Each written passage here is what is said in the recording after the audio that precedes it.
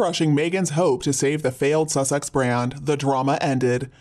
Is Meghan Markle really trying to recast some of the greatest characters in literature one novel at a time, transforming female characters, in this case the wealthy spinster Miss Havisham, into these liberated, woke feminists? Well, it seems like that's exactly what she's up to, because as much as she may try, Meghan cannot seem to make any impact on modern life. So I guess she might as well just dig into the past to try to mess up deceased great writers, people who are simply not around anymore to stand up for themselves and to protest her smug, ingratiating, false earnest behavior, and recasting their famous characters based on her present-day values, which is just woke nonsense.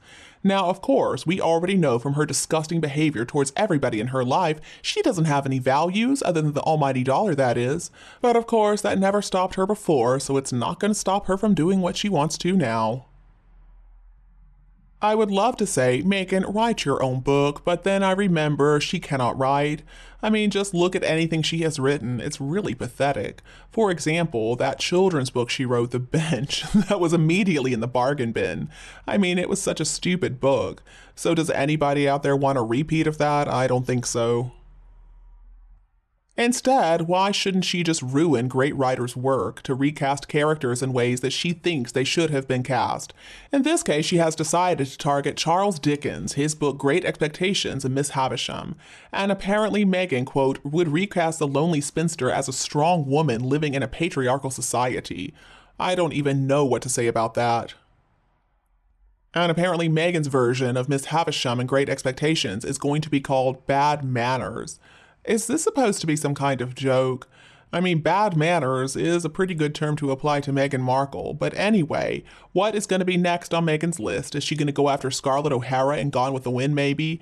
Or maybe Rebecca or Anne of Green Gables, Jane Eyre? Or maybe she'll try to rewrite Anna Karenina. Oh, I don't know though about that. I think it's too difficult for her, too long. I doubt she's been able to make it through the whole thing. Maybe Meghan could find something a little less complicated than Tolstoy. Or maybe she could give Mary Poppins a makeover. I mean, P.L. Travers isn't around to protest. Meghan could even differentiate it by calling it Markle Poppins, where instead of her broomstick, she flies into Kensington Palace with her umbrella and gets herself a prince. I mean, who would believe that if it had not already happened? Or what about that really old story about the virgin girl who was refused entry to every single inn in town, and she ended up having to give birth in a stable? Now it's just lying there, it's way out of copyright at this point, and it's just waiting for Meghan's little makeover. She could probably get a musical and a few clothing and wellness lines out of it too, and you know she would just love a woke rewrite of that one. The possibilities are endless with a story that has already been around for 2,000 years. But unfortunately, even Taylor Swift doesn't want anything to do with Meghan Markle because she declined her invitation to appear on the Archetypes podcast. Now, I don't follow Taylor Swift, I am not a Swiftie as they're called, but I will say that Taylor Swift's rise to stardom, the position that she is now in pop culture, she achieved through some really hard work and dedication to her art. I do believe that Taylor Swift has a really strong work ethic, and she also has good values. Now, of course, I don't know her personally, and I don't know all that much about her, but I do know that a woman like her did not get to where she is by a bunch of hype. She had to work so hard to be where she is today, and she probably did it all honestly and above board, as far as I can see. I mean, I've never really heard anything controversial about her after all. To be fair, I'm not really big on celebrity gossip, but I do come across magazine headlines sometimes.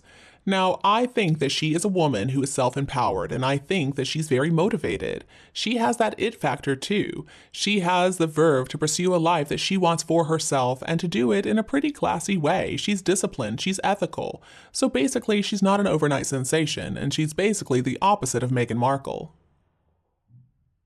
Because let's remember, the only reason anybody knows Meghan Markle's name today is because of the man she married. She did not earn her position through hard work or real application to developing a talent or taking up a discipline.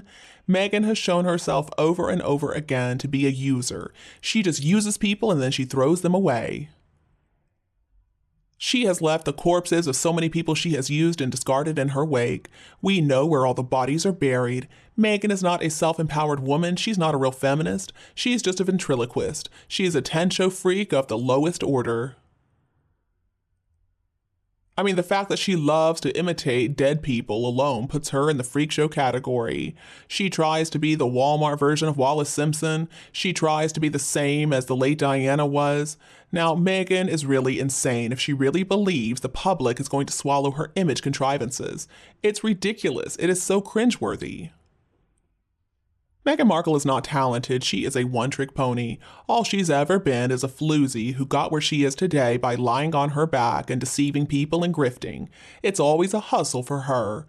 She's always thinking, well, what's in it for me? Show me the money. Get me a private jet I can borrow. Can I borrow those shoes? Can I get a deal on this dress? Can I get a discount at this hotel? Meghan is a user and a moocher. She possesses values that we absolutely despise, that we find so slimy and shady and sleazy, and her methods are disgusting, fraudulent, and possibly criminal. Meghan tries to portray herself as a self-made, self-empowered feminist, but she's not. She tries to convince everybody that she has gotten to where she is today thanks to her own hard work, but that's a big fat lie. She loves to hear herself talk, but she doesn't do a thing. Instead, we just get a bunch of word salad coming from her.